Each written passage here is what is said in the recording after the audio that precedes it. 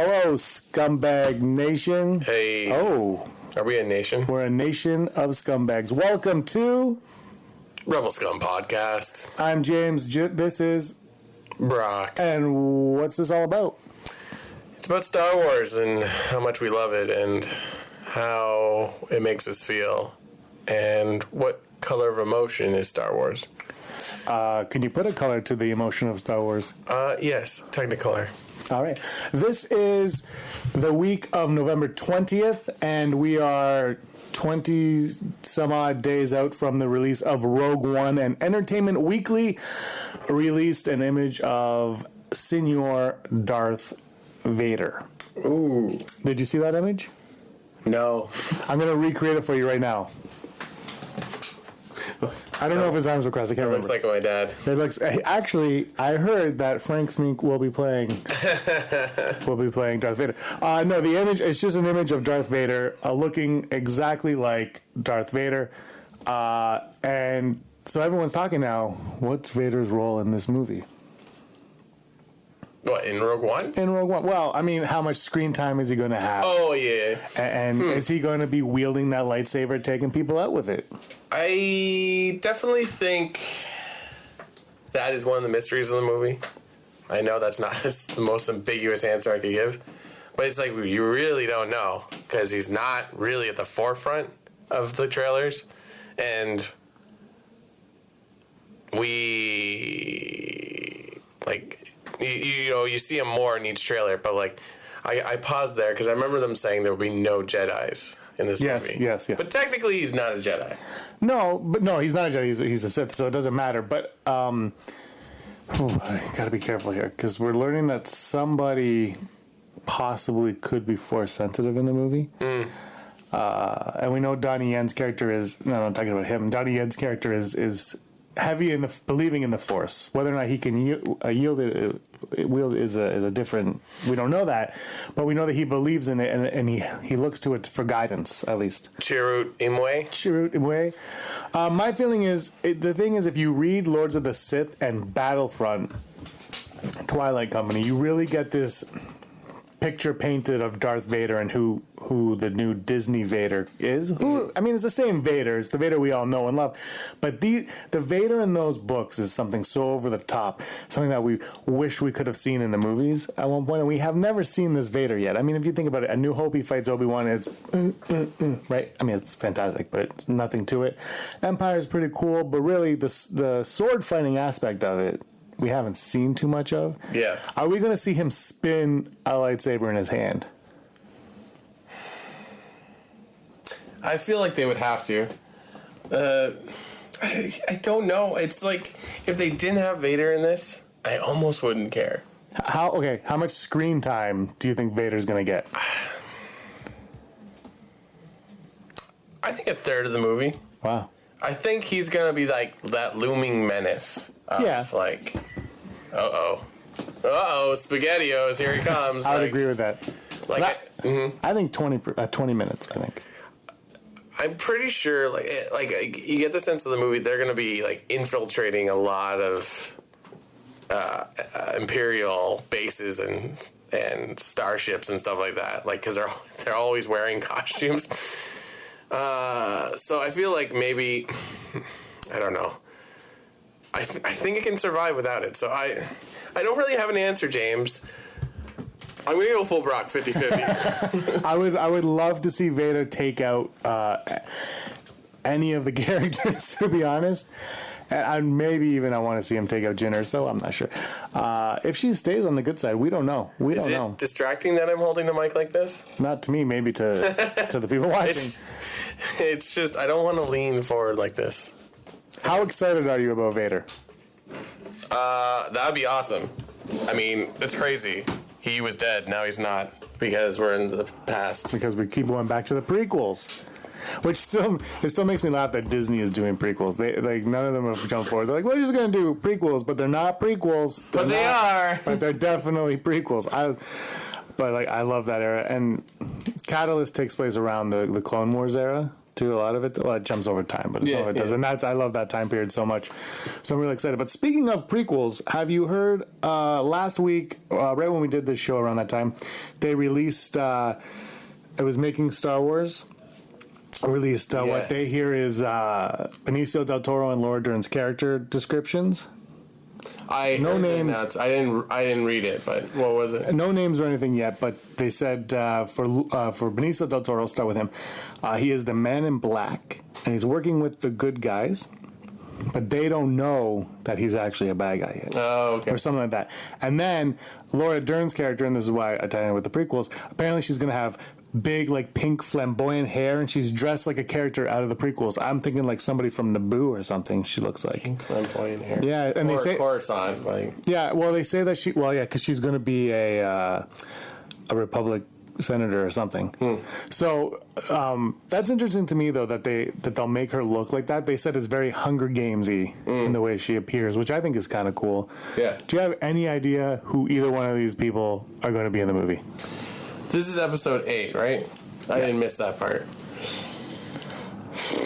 I mean, we definitely they're going to deal with the Republic in some way. So we're going to see that. Because as it says in Force Awakens, like the rest of the Republic fleet or the rest of what is C-3PO? The Republic fleet or the Resistance fleet? That's Resistance. Yeah. So like there's a bigger body of people out there that are against the...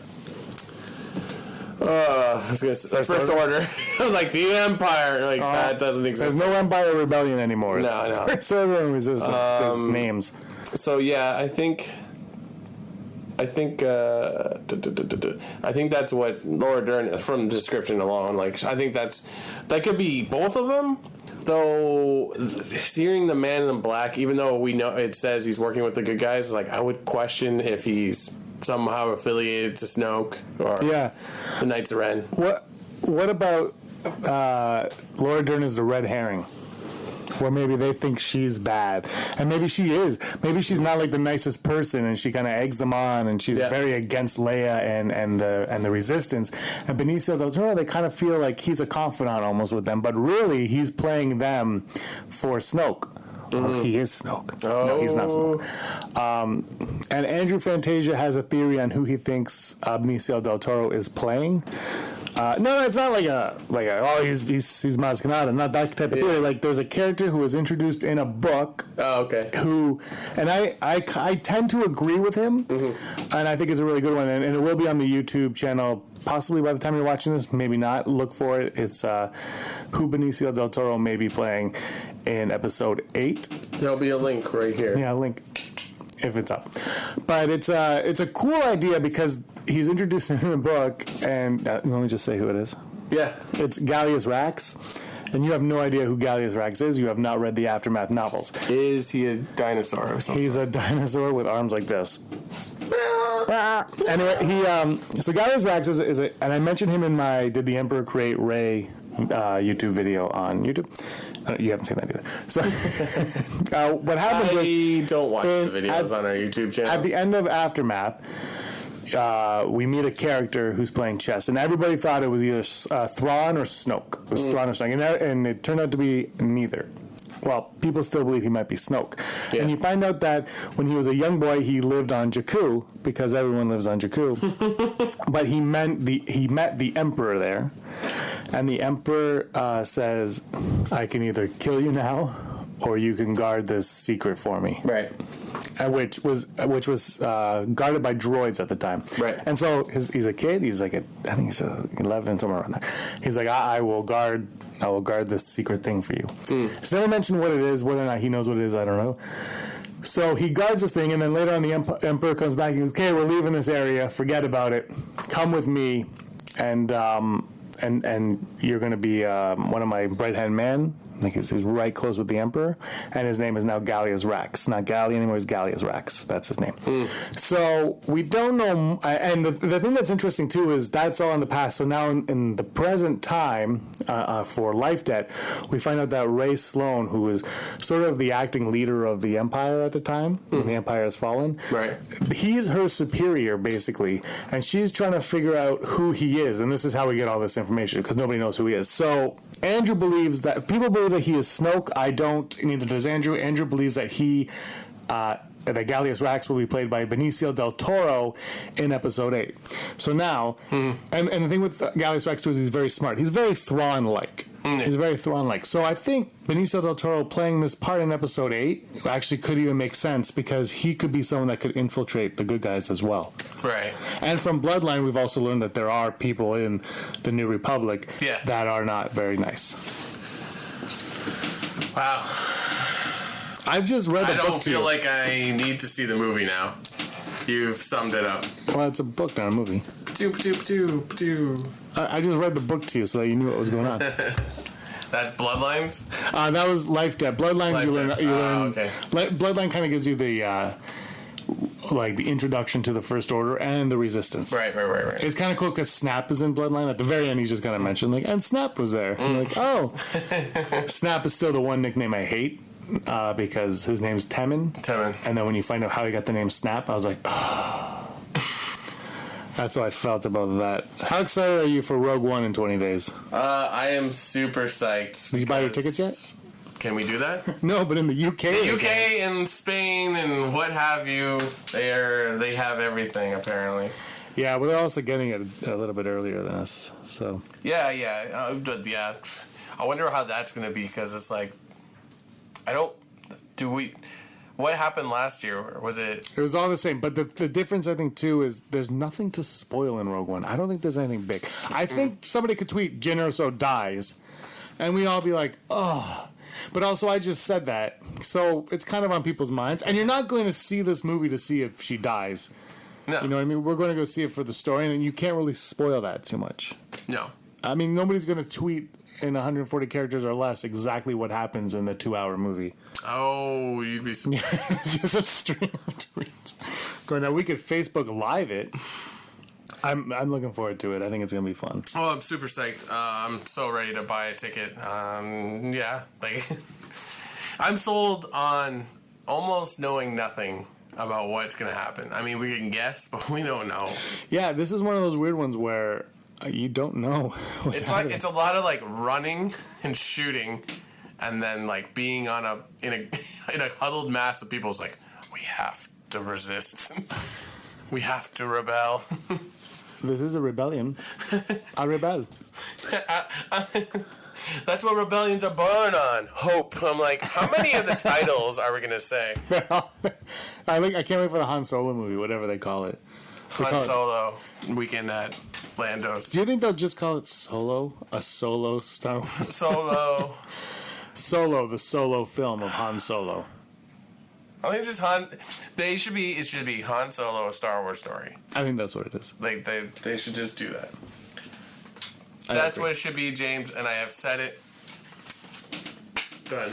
Kathleen Kennedy, if you're watching this, because I know you do. we all know you do. Anyway, let's get to the news, shall we? Live from Coruscant. It was a slow news week in the world of Star Wars news. Well, I guess the biggest thing is Emilia Clarke, the Mother of Dragons, is going to be the female lead in the Han Solo story starring Han Solo. Solo Bolo. Yeah, that's huge though because, Game of Thrones is such a huge show. Yeah, I love Game of Thrones. And she really sells movie tickets with Terminator. Hey, that movie was not that bad. Actually, no, the movie to me, I didn't mind. There was the helicopter chase was stupid. Yeah, it was. Other than that, though, I was like, I'm actually enjoying this movie. And then the helicopter thing happened. I was like, you're losing me. Get me back. Yeah, because you're like, how are you going to make this a movie again? But it was cool. I liked it. What ruined that movie more than anything was the trailer that showed. Yeah. Why did you just show me the twist? Yeah. Don't show me the twist, man. Yeah. I hate movie trailers like that. I hate it. And they put the Doctor Who guy in as the villain. And he's not even there. He's barely in it. He was just an animated face. And it's just you could have just put anybody. Yeah, but he wouldn't have got the Doctor Who fans to show up. It's all trickery. That's true. Trickery. Also, he probably made $5 million. So yeah, she's gonna be the female lead, and that's awesome. But we have no idea who she is. Yeah, 0. Well, is she even the female lead? I feel like that's how I read it.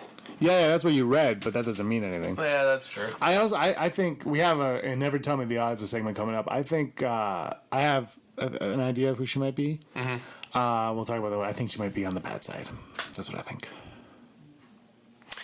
A foil. Yeah, I think. Yeah. She could be the villain. Yeah. I mean, we don't have a female villain, right? Oh, like in Star Wars? In the universe. In the universe of Star Wars? Yeah. I mean, Phasma, but Yeah. she can't be Phasma because Phasma wouldn't even been born yet. True. Also, Phasma she won't have any screen time because that's her MO. What's the next story? Where'd I put my phone? Looking at my phone for Hollow News. There's some fun stuff at Disney with their new Star Wars park. Apparently, it looks amazing. When are we going? I don't know now. We definitely want to go to Orlando for Celebration. But when is this opening? I know. Probably a couple of years. Like, look at this picture. Like, that's sweet. I don't know if you can see that. But that's so cool.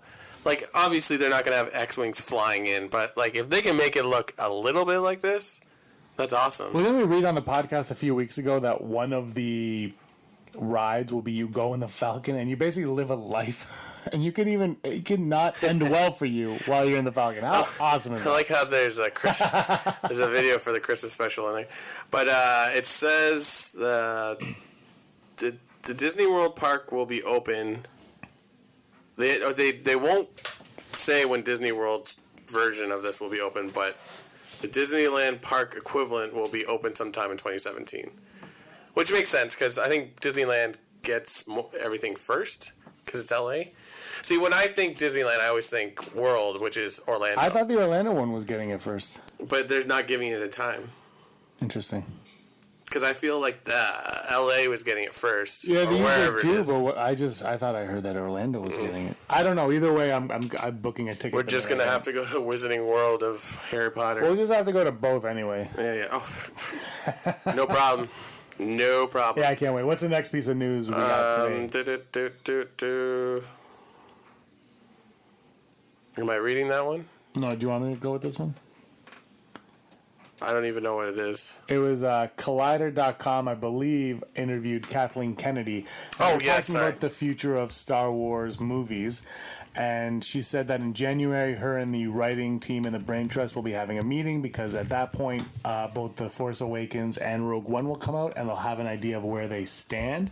And she said that there is a possibility that the episodes will could end with 9. Yeah. It doesn't necessarily say that, but that's how you would read into it. How do you feel about that? I'm not going to panic because it's like there's 9 movies. There's going to be 9 movies of the saga. Plus spin-offs. And spin-offs. There's at least going to be 3. Not counting the original spin-offs.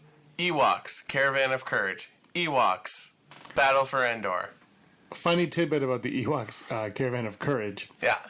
And, for those of you who have watched the trivia contest, thank you. For those of you who haven't, spoiler alert, Andrew Fantasia basically lost because he confused the Ewoks cartoon series with the Ewoks Caravan of Courage movie by naming the villains from the Caravan of Courage instead of the villains from the cartoon. Yeah, you had one job and you screwed it up, bud. You did. You had Rob on the run. But what a matchup! Oh man, that's crazy. I can't believe we did that. I can't believe 200 people have almost watched it. I can't believe Rob won. Yeah. I don't think Rob can believe that he won. He called me right after and he was on the phone for like an hour. But I've spoken with both of them. Yeah. Rob and Andrew, and they have both agreed to a rematch. Uh-oh. Not right away. We're gonna spend some time. We have some other matches coming. Yeah. At some point. So they will have a rematch. They're gonna have time. They're gonna go back. They're gonna read how Star Wars conquered the universe. They're gonna watch. Andrew's gonna watch all 13 episodes of the Clone Wars Lost Mission. Wait. What was that? Clone Wars Lost Mission? That's when it was made for Netflix. So when Disney bought Lucasfilm... I don't think I saw that one. I must have, because I watched it on Netflix. Yeah, so what happened was Disney bought Lucasfilm, and they said, nope, Clone Wars is done, shut it down. But then, I can't remember if they already had them made, or if they were like, okay, make 13 episodes, appease the fans. Yeah. And they did 13 episodes, and threw them on Netflix. And then there were also, they did the Dark Disciple book, and the Son of Dathomir. Those were all things for it. But there was 13 episodes called The Lost Missions. They're on Netflix, and yeah, that... So, and Andrew, I guess 16 instead of 13, and Andrew Darth Ward came out the victor. So Andrew Darth Ward. So they will have a rematch in the new year. Like I said, they're prepping for that right now.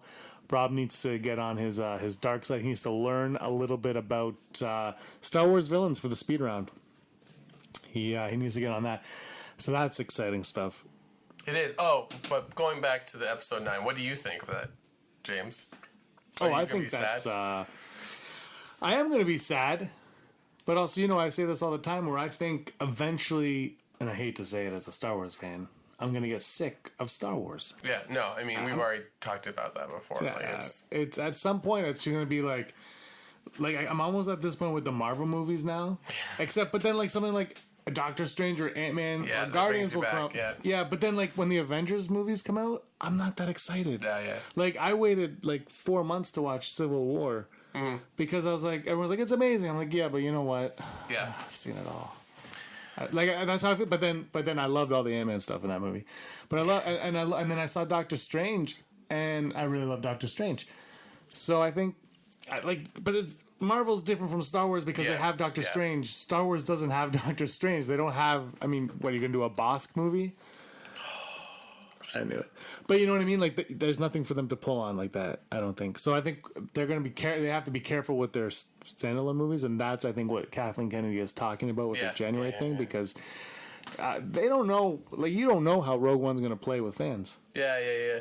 Because I think, the saga, exactly. You don't know how it's going to go. The saga is so based on good and evil and the balance in the galaxy, which is, one of the things I mentioned in one of my YouTube videos, Snoke's master plan. It's at what point do these two sides keep fighting? And, when is there going to be, how many people have to die, So... It'd be nice to just go on a space adventure, you know what I mean? Exactly. Which the Han Solo movie is said to be like a Western in space. Yeah, exactly. So cool. A heist movie / Western movie in space. That's what Kathleen Kennedy described. So Sounds awesome. No, I am worried that they'll overdo it. I still would love to see what Lucas's plan was for the next 3 that he had written out way back when he told, I think it was 1980 when he told Mark Hamill that he wanted to shoot Episode 7 in 2011 with an older Mark Hamill as Luke Skywalker, and he would pass Excalibur, the lightsaber, on to the next generation. Yeah, I would love to see what he had at that point. Yeah. Just because, if you have his notes, he probably has so much in his notes that you could go on to Episode 13, 20, whatever, but should you? I don't think so. And I think if you do go on, you give it 10, 15 years in between. And then you look in those notes and he says, best idea I ever had, a Wookiee Christmas. Let's make it. And he's like, Life Day, question mark? Oh. We're going to be doing a video on Life Day soon. So. I have never really watched all of a Star Wars Christmas special. And we're going to watch it. And shake our heads. Because I do know most of what happens in that movie, but I've never actually experienced it, so we're going to get on tape. It's hard to say that you know most of what happens in that movie, because I don't think even the people who made that have any idea what happens in that movie. True. It's we're going to have fun watching it, so stay tuned for that video in the next week or so, hopefully. Yeah. We'll get that up to you. It's going to be a fun, holly jolly time. Yeah, we should wait a little closer to Christmas to post it. I mean, we'll probably do it next week or whatever, but yeah. This is from the past. It is close. This is not Facebook Live. Sorry. All right, and is that our news? That's our news. Wow. Now it's time for Never Tell Me the Odds. Brock, what are the odds today? What are the odds that Emilia Clarke is playing an Imperial officer in Han Solo? 60%. I'm going a little higher. I'm going to go 25 because I feel like the Empire is just not going to be... I think, like Rogue One, no, that's not true. The Empire is pretty prominent in it. But you know what I mean? Like Vader. Like how we were talking about Vader. How it's like, he might be in it, but like, it's like, oh, there he is. But like, I think it's going to be stormtroopers is like, oh, we got to run from the cops. Da-da-da-da. Yeah, I think it would be cool if he has to do a job where he steals something from the Empire, and then they chase him, and she's like, because she's British, right? Yeah. And they're all British. All Imperial officers are British, yeah. except for Director. but I think that'd be cool if she played that officer, and she was like the Tarkin of that. Yeah, oh no, it'd be awesome. It'd be great. I like to think, though, that it's going to be a lot of, like, underworld, like, what have you. Yeah, but it could be underworld, but she's still following. Yeah. She could be like the Vader of this movie, or she's playing a bounty hunter. Ooh. Next odd. Oh, whoops.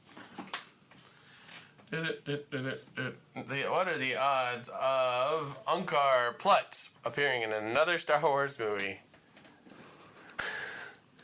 Are we expecting to go back to Jakku in a movie? The question is, we still have to find out who her parents are and why she was given to Unkar Plutt. So I'm going to go full Brock. I'm going to go 80%. Ooh. Is he going to have his arms ripped off? Oh, yeah, I still haven't seen that. Well, it's not in the movie. Like, no, I know. But in the book, he gets his arms ripped off by Chewie. And Pablo Hidalgo said that if you see him again, his arms will be ripped off, which is dumb because it doesn't make sense because it doesn't happen in the movie. So you would not know why his arms are chopped off. Well, if Pablo Hidalgo says it, it must be true. It must be. So I'm going to say if he does, I'm going to go full Brock, but I'm going to say if he does show up, it's a flashback, like another Rey Force vision. That's what I'm going to say. And yeah. I think there's going to be a lot of, as much as they probably don't want to do it, there's going to be a lot of flashbacks. I think they said there were a lot in this one. Yeah. Did you give your percentage? Yeah, 80%. Oh. Next on. Odds of Rogue One making $130 million? 130, that's what they're estimating it at right now. How much did Force Awakens make? That was not like 250. Okay, I'm going to say 95%. Because, like, if people like you and me are the only ones that show up, then they'll make their money back. Oh, yeah. Oh, I don't know how much they spend on Star Wars movies. I'm going to go 90 also because I think, like, 5 less than you. Because these pundits, they know what it's tracking at, so they're pretty good at guessing these things. Yeah. Yeah, that's true. Yeah, they can't guess Star Trek. I mean, we're going to see it once together, for sure. Yeah. I know there's one other person that wants to see it with me. I probably will go with my parents at Christmas time. Like, I know I will go at least 3 times. Well, we're talking we should take my dad and then do a podcast with my dad. Mr. Pat Razile. What was that? It'll just be an hour of him berating us and calling us homeless. I would hope so. I'm gonna 90% for me, 95 nice. For you. All right, let's move on to books. Books. I don't have a book. I'm just gonna talk about the novelization of The Force Awakens. Read it. Yes. That's it. You get that scene with Chewie ripping off Unkar Plutt's arms, and you learn a lot more. There's more backstory, and there's that line that I really want you to read, that comic where Kylo Ren says, "It is you." And it's little details like that make it worth reading. And it's Alan Dean Foster who wrote it, who's a great writer. So it's not written poorly. It's not... I mean, it's a adaptation of a film, so it is what it is, but it's still better than your average... I would argue all the Star Wars books through the years of, like, the movie books have always been cool. I've read Star Wars. I think it's actually behind here somewhere. There it is. I actually have every single novelization of all the books. I have that same copy, actually. But I read Return of the Jedi when I was in, like, 8th grade, but it was from the library, so it had that stupid plastic cover on it. Yeah. But it was the cover of... It was the movie poster when they had the faces when they did the re-release. So it's Yoda's face, like this. Oh, nice. That's written by James Caan, who's following me on Twitter.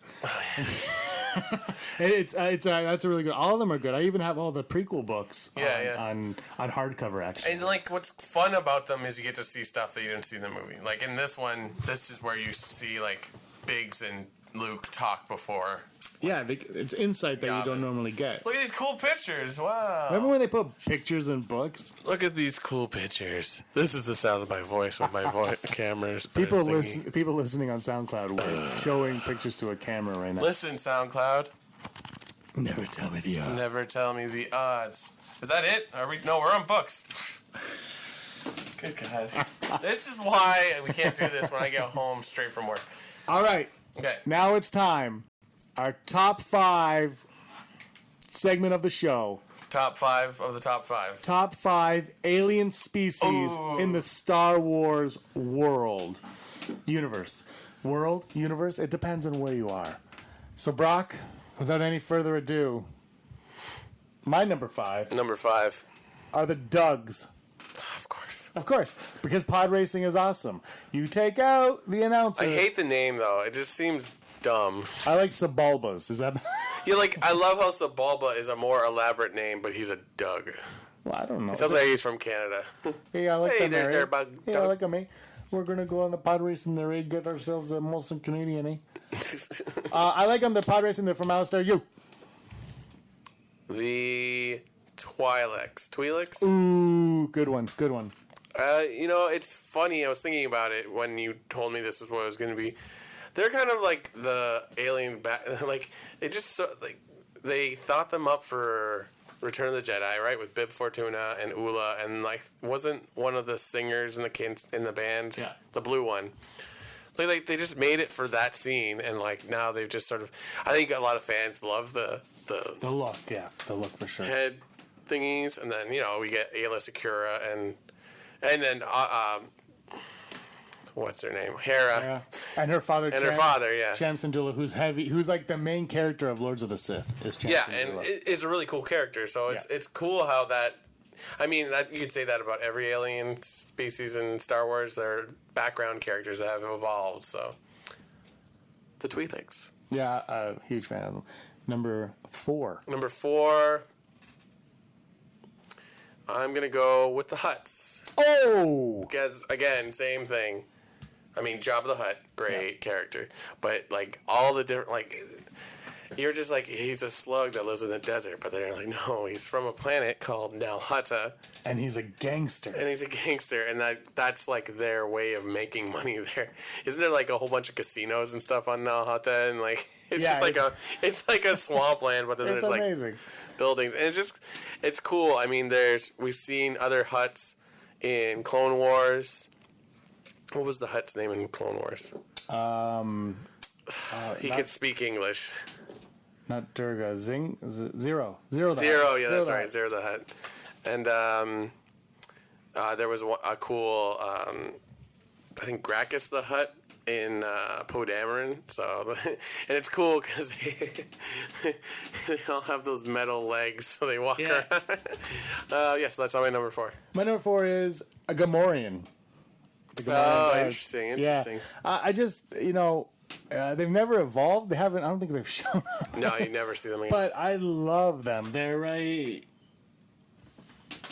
here. You can't see it. Right here. There's a Gamorrean guard right there. I love the Gamorrean guards. They're some of my favorite characters in Star Wars for whatever reason. Oh, yeah. And I want to see more of them. I don't think we're going to see them anymore. But it would be great if they showed up in Rebels, maybe. Depends on if you go to Tatooine. If Ezra goes to Tatooine to meet Obi-Wan Kenobi. That'd be sweet. When they killed Darth Maul. I guess the Ugnaughts have kind of taken that role of the pig people. Yeah, but the Gamorreans look way better. Yeah. No, we have to get copies of Tales of Jabba's Palace, yes, Tale of Mustang Isaac and Bounty Hunter's Tale. All those like random characters, like the story of Greedo, and like there's a story about one of the Gamorrean guards. I'm like, oh, this is awesome. And this is what we want out of the story, the anthology films. My number 3 is a Toydarian. Do we ever see another one after? Do we have to? I love Watto. They're kind of cool though. Some kind of Jedi. We're never going to because of the hate for the prequels so much that they won't. But they're kind of awesome creatures, and I kind of wish Lucas would have went back and put one of them flying in the background. Yeah, just in the background. But I love the Toydarians. I think they're cool. You can't do mind tricks on them, which is fantastic. And Watto is amazing. So, and without him, there would be no saga. You're number 3. Come on, calamari. Nice. They're just cool. And, I mean, based on one character. And then Clone Wars made a whole episode about them. I'm like, this is... Well, there was that episode that had Akbar in it when he's like a captain. And then... But there was a Mon Calamari Jedi, like a Padawan. Yes. And then if you read Darth Vader, there is a half General Grievous, half Mon Calamari, like, villain. And I'm like... Star Wars. It's awesome. Yeah, so they're cool. I just, it was that added touch because it's like the rebellion is supposed to be everyone united and the empire is supposed to be cold and manufactured. So in Jedi, when they included Akbar and all his like crew, like I have them as action figures. It is so awesome. Yeah, awesome. He's right there. Bam. Can you see that? No. Anyways, what's your number 3? I did number 3. It's Targaryens. Targaryens. What trap? What's your number 2? Number 2 is Wookiees. Just look at that. I mean, Chewbacca. I mean, look. Can you see this? That's visible. Obviously, I like Ewoks. Damn it, Wookiees. My number 2 are the Hutts. Interesting. I love Hutts. I've loved Jabba since I was a kid. I had the Jabba toy, the original one from Return of the Jedi. Huge Jabba fan. I love Durga the Hutt, Zero the Hutt. That's Jabba right there. I can't do a Jabba impression to save my life. There's something about Jabba the Hutt, though, that makes me feel good. It's weird. Now let's go on to our number 1. Number 1. Let's say it at the same time on the count of 3. So 1, 2, and then we'll say it. So do we do it on 3 or 2? We'll go 1, 2, then we'll say it. Okay, so on 3, we'll say 2. I'm going to go... Okay, ready? 1, 2, Ewoks! That just happened. Single. Married. I'm still trying to figure out your tricked her. Why do you love Ewoks? I don't know. It's awesome. Like, Return of the Jedi is the best movie ever. It's true. When the Ewok... I should know the name because I feel like that was in a trivia thing. Paplu. He steals the speeder. It's like, afraid our little friend has gone and done something very rash. Like, and it's just so great. And they had spin-off movies that were god-awful, but so amazing at the same time. I saw Ewoks on Ice Capades when I was a kid with the Dulocs, by the way. My aunt actually took me. Your parents are terrible. Your aunt's great. Ewoks on Ice Capades. The Dulocs. It was based on the cartoon series. Yeah. So the Dulocs were there. My sister had the Princess whatever on her wall. No, the other one. And I had a Wicket banner for like 20 years in my room hanging up. I wish I still had that thing. It's from Ewoks on Ice Capades. Love the Ewoks, but we were of that generation, the age where we were supposed to love the Ewoks. Yeah. I feel like if Gungans were furry, people would have liked them a lot more. No. Yeah, if they were like real rabbits, because that's basically what they are. But they were lizards. They're sea rabbits. Yeah, if they didn't talk, also. Aketa. I love the Ewoks. Yep. Sorry, Chewbacca. Wicked always wins. Well, they are just because George Lucas came up with Ewoks because he couldn't afford to make Wookiees, so they went half the size. Oh yeah, that's right. Yeah. And then he met Warwick Davis, and now the world is a better place. Yeah. So much better. Amazing.